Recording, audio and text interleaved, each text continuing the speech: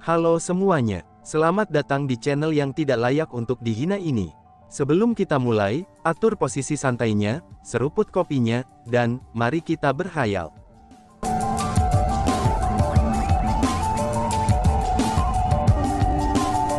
Melanjutkan cerita sebelumnya, simbol cahaya telah sepenuhnya menyatu dengan Chu Feng. Energi alami yang kaya dan pemahaman bela diri yang mendalam yang terkandung dalam simbol cahaya, itu semua sudah sepenuhnya menjadi miliknya sekarang. Namun, hal itu tidak berakhir hanya dengan itu saja. Bergemuruh. Pada saat itu, guntur bergulir memenuhi cakrawala. Petir 9 warna tanpa batas berlari di langit seperti sekawanan binatang buas, dan seolah-olah langit itu sendiri terkoyak. Petir itu begitu kuat, sehingga orang bisa dengan jelas merasakan kehancuran mereka meskipun mereka jauh. Menghadapi kekuatan semacam itu, ketakutan pun muncul di mata Ling Humingye. Petir itu terlalu kuat, dan ini adalah pertama kalinya dia menyaksikan kilat sekuat itu. Apakah itu kilat dari pemilik surgawi Bloodline yang sedang menjalani terobosan mereka? Tidak, tidak mungkin. Sementara pemilik Bloodline surgawi akan mengeluarkan langit yang penuh kilat ketika mereka membuat terobosan mereka, tapi tidak mungkin bagi petir itu menjadi menakutkan seperti ini. Mungkinkah itu semacam kekuatan yang disembunyikan dalam formasi cahaya suci ini? Pikir Mingye. Awalnya Ling Humingye merasa bahwa petir itu ditarik ke sana karena Chu Feng akan membuat terobosan. Namun dia langsung menolak tebakan itu. Alasan untuk itu adalah karena dia merasa bahwa tidak mungkin bagi Chu Feng untuk mengeluarkan petir yang sangat kuat. Dengan demikian, ia sampai pada kesimpulan bahwa petir itu adalah semacam kekuatan yang disembunyikan dalam formasi cahaya suci. Bergemuruh. Segera, kilat yang tinggi di langit tiba-tiba jatuh, dan petir itu mengelilingi Chu Feng. Karena kenyataan bahwa dia terlalu dekat dengan Chu Feng, bahkan Ling Humingye diselimuti oleh kilat. Petir itu benar-benar menutupi mereka berdua. Namun kilat yang menakutkan itu tidak menyebabkan sedikit pun bahaya bagi Ling Humingye. Petir itu hanya menyerang satu sasaran, yaitu Chu Feng. Itu sebenarnya petir diambil dari terobosan seseorang. Tapi bagaimana mungkin kilat itu bisa begitu kuat? Ucap Mingye. Ling Humingye sangat akrab dengan adegan yang terjadi di depannya. Itu tidak lain adalah apa yang harus dimiliki semua pemilik garis darah surgawi dalam teknik misterius hukuman diri sendiri, yaitu ketika mereka membuat terobosan dalam kultivasi mereka. Dengan demikian, Ling Humingye tidak punya pilihan selain percaya bahwa kilat disebabkan oleh Chu Feng. Hanya saja, bagaimana mungkin kilat itu begitu kuat? Mungkinkah itu adalah teknik hukuman misterius yang legendaris? Chu Feng ini benar-benar berlatih teknik misterius hukuman ilahi legendaris. Tiba-tiba saja ekspresi Ling Humingye menjadi sangat rumit. Dia tiba-tiba teringat teknik misterius hukuman diri sendiri yang bahkan lebih kuat daripada teknik penghukuman misterius surga, yaitu teknik hukuman misterius ilahi. Ling Humingye telah mendengar tentang betapa sulitnya untuk berlatih dalam teknik misterius hukuman ilahi, dan dia juga tahu bahwa itu bukan sesuatu yang bisa dibandingkan dengan teknik hukuman surgawi. Jika seseorang tidak berhati-hati, maka akan sangat mungkin bahwa seseorang akan menyebabkan kehancurannya sendiri. Jadi bahkan jika teknik hukuman misterius ilahi ditempatkan di depan mereka, maka sangat sedikit orang yang mencoba untuk melatihnya. Selain itu, teknik misterius hukuman ilahi adalah teknik yang legendaris. Bahkan jika seseorang ingin mempelajarinya, maka ia tidak akan bisa mendapatkannya. Seandainya ada orang lain yang terlatih dalam teknik misterius hukuman ilahi, bahkan jika mereka berhasil memprovokasi petir kesengsaraan yang sangat kuat, maka kemungkinannya tidak ada yang akan percaya itu adalah teknik misterius hukuman ilahi. Namun itu berbeda untuk Chu Feng. Lagi pula, kakek dan ayahnya telah berhasil melatih teknik hukuman ilahi dengan sukses. Mungkinkah itu benar-benar adalah teknik hukuman ilahi misterius? Mata Ling Humingye terfokus pada Chu Feng. Meskipun dia bertanya-tanya, tapi dia sangat yakin bahwa Chu Feng telah berlatih teknik misterius hukuman ilahi yang legendaris.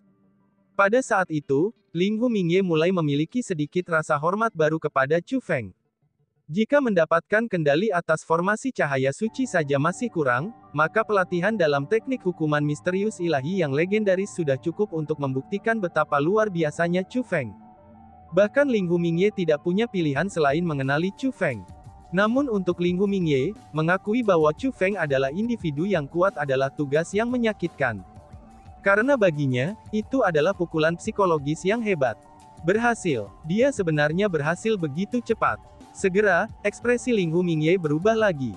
Dia menemukan bahwa petir kesengsaraan yang telah mengelilingi Chu Feng telah menghilang. Ling Hu Mingye telah menyaksikan situasi semacam ini berkali-kali di masa lalu. Itu adalah tanda bahwa pemilik garis surgawi telah berhasil mencapai terobosan. Bergemuruh. Tepat pada saat itu, guntur sekali lagi terdengar ketika petir berkumpul tinggi di langit. Selanjutnya, kilat kali ini melonjak jauh lebih keras dari sebelumnya.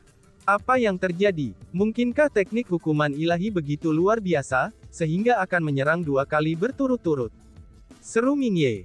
Ling Hu Mingye menjadi sangat bingung oleh petir 9 warna yang muncul lagi di langit. Seperti kilat kesengsaraan dari sebelumnya, kilat kesengsaraan ini segera jatuh. Petir sekali lagi menyelimuti Chu Feng dan Ling Hu Mingye. Tidak lama kemudian, petir kesengsaraan yang tampaknya mampu menghancurkan bumi itu sekali lagi menghilang. Kali ini Chu Feng yang duduk bersila di tanah tidak hanya berdiri, tetapi juga membuka matanya. Aura kamu, jadi itu masalahnya. Jadi itu bukan karena petir kesengsaraan melanda 2 kali. Tapi sebaliknya, kamu sudah berhasil membuat terobosan terus-menerus, ucap Mingye. Ling Hu Mingye memiliki ekspresi yang sangat tidak terdamaikan di matanya saat dia melihat ke Chu Feng. Ling Hu Mingye bisa merasakan aura Chu Feng saat dia berdiri. Chu Feng tidak lagi peringkat 9 surgawi abadi. Tapi sebaliknya, dia adalah peringkat 2 martial immortal. Chu Feng telah membuat terobosan. Tidak hanya dia menerobos dari peringkat 9 heavenly immortal ke ranah martial immortal, tetapi dia bahkan berhasil membuat 2 terobosan berturut-turut dan langsung menjadi peringkat 2 martial immortal. Namun orang sudah tahu bahwa ranah immortal martial tidak dapat dibandingkan dengan ranah immortal surgawi. Sangat sulit bagi seseorang untuk membuat terobosan tunggal dalam kultivasi. Dengan setiap peningkatan kultivasi, kesulitannya akan meningkat beberapa kali lipat. Ling Hu Mingye juga peringkat 2 martial immortal. Dia tahu betul berapa banyak sumber daya kultivasi, dan berapa banyak usaha yang telah diinvestasikan oleh klan surgawi Ling Hu mereka untuk memungkinkannya memperoleh tingkat kultivasinya saat ini. Bahkan dia telah gagal 53 kali dalam percobaannya untuk membuat terobosan, dari peringkat 9 surgawi abadi ke peringkat 1 martial immortal. Adapun peringkat 1 martial immortal ke peringkat 2 martial immortal, dia telah gagal sebanyak 181 kali. Bahkan jenius sekalibernya saja gagal berkali-kali. Dari sini dapat dilihat betapa sulitnya ranah martial immortal. Martial immortal sudah jelas bukan tingkat kultivasi, di mana seseorang pasti bisa membuat terobosan jika seseorang memiliki sumber daya kultivasi yang memadai. Itu sangat terkait dengan kemampuan komprehensifnya sendiri, dan pemahaman bela diri yang diperolehnya. Adapun Chu Feng, dia benar-benar berhasil membuat 2 terobosan berturut-turut. Segalanya tampak sangat sederhana dan tanpa usaha untuknya. Secara alami, Ling Hu Mingye akan menemukan ini sangat sulit untuk diterima. Wush! Tepat pada saat itu, Ling Hu Mingye yang awalnya dibatasi oleh Chu Feng di udara tiba-tiba turun ke tanah. Apa ini? Ling Hu Mingye menatap Chu Feng dengan tatapan bingung. Alasan untuk itu adalah, karena Ling Hu Mingye telah mendapatkan kembali kebebasannya. Chu Feng tidak lagi membatasinya dengan kekuatan formasi cahaya suci. Meskipun mengendalikan formasi cahaya suci adalah bagian dari kemampuanku, tapi itu benar-benar agak membosankan bagiku untuk menekanmu menggunakan kekuatan formasi agung. Sekarang kamu dan aku memiliki kultivasi yang sama, dan berada peringkat 2 dewa bela diri. Mengapa kita tidak bertarung menggunakan kemampuan kita masing-masing?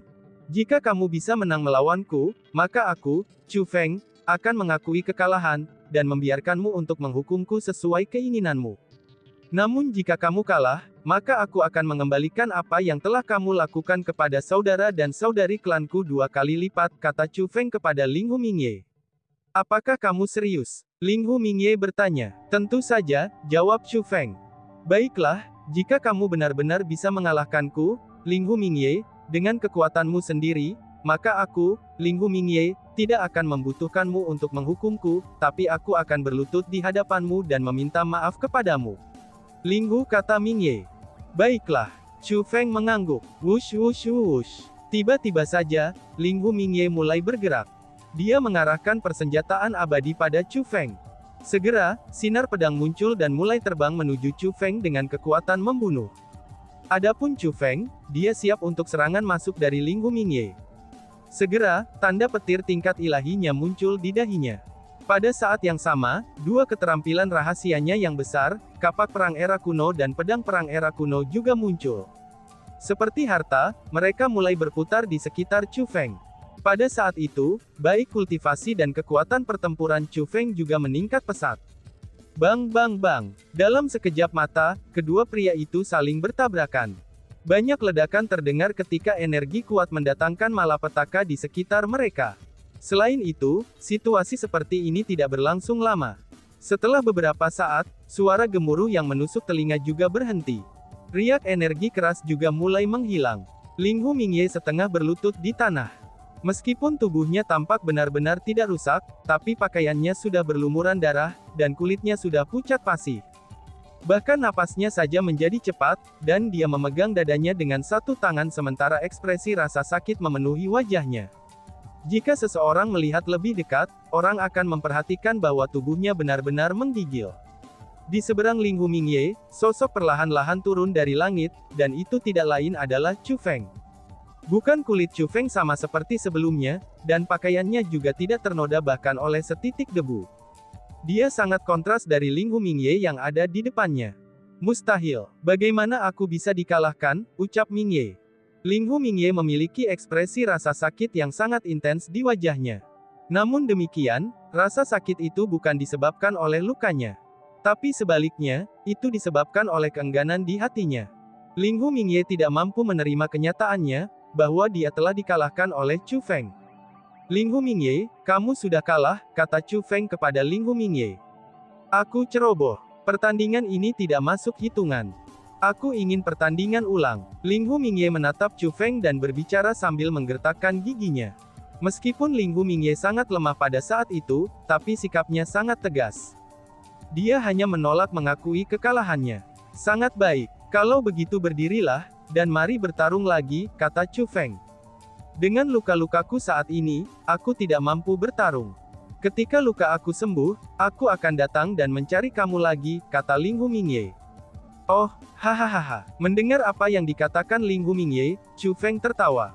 Dia telah menyadari bahwa Linghu Mingye adalah seseorang yang tidak menepati janjinya.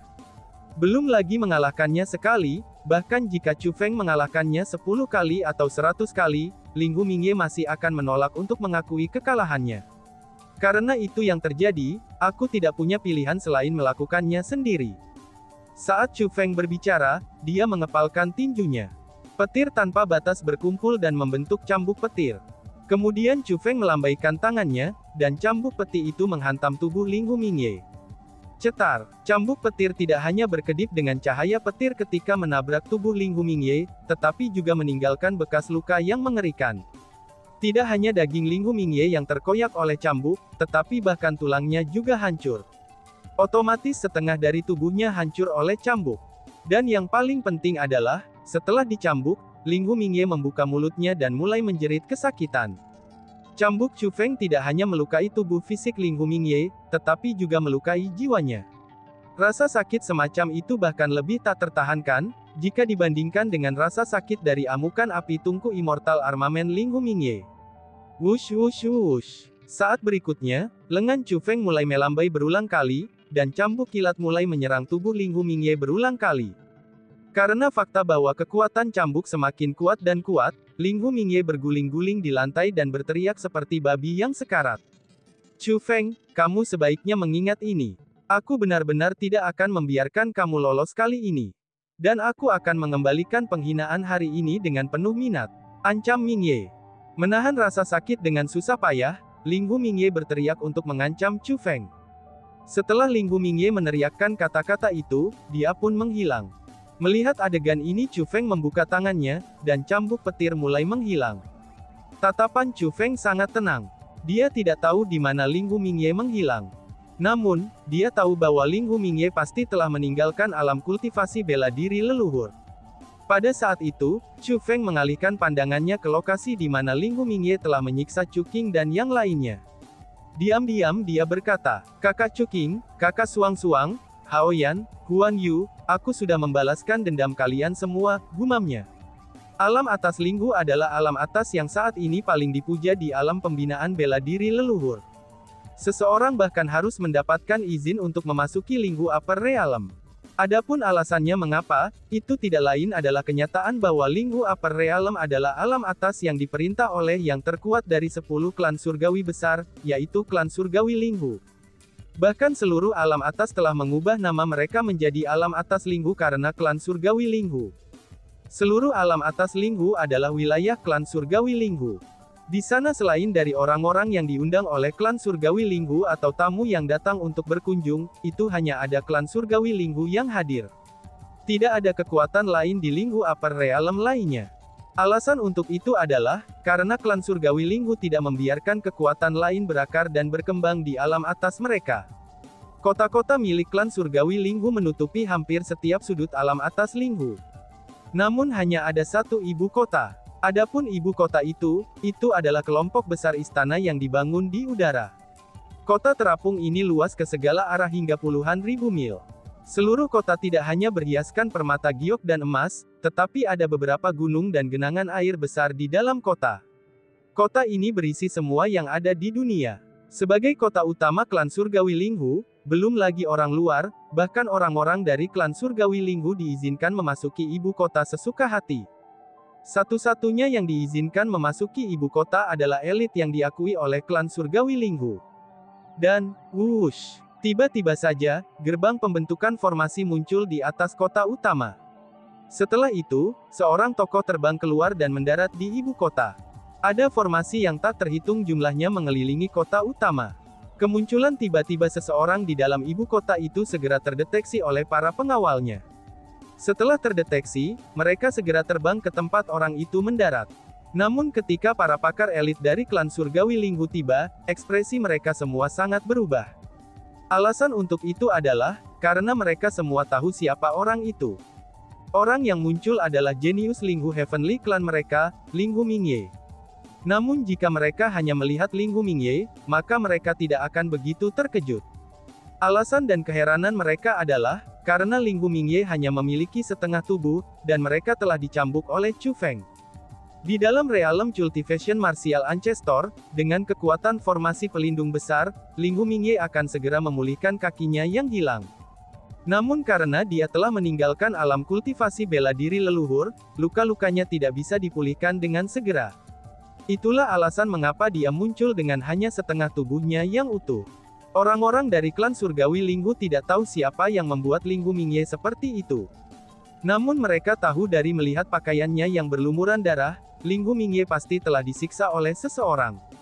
Namun yang paling mengkhawatirkan para ahli adalah kenyataan, bahwa Linggu Mingye tidak hanya memiliki ekspresi yang bengkok, tetapi dia masih menjerit kesakitan. Jeritannya sangat tragis. Mendengar teriakan itu, orang akan merasakan rasa iba dan perih. Ini bahkan lebih bagi para senior klan surgawi Linggu, yang sangat menghargai Linggu Mingye. Sementara mereka dipenuhi dengan kesedihan dan kemarahan, tapi para ahli Linggu Heavenly Clan juga tidak bisa menahan diri, dan akhirnya bertanya-tanya siapa yang sebenarnya berhasil melukai jenius dari klan mereka. Dan tiba-tiba saja bersambung. Sekian dan terima kasih banyak. Bye-bye.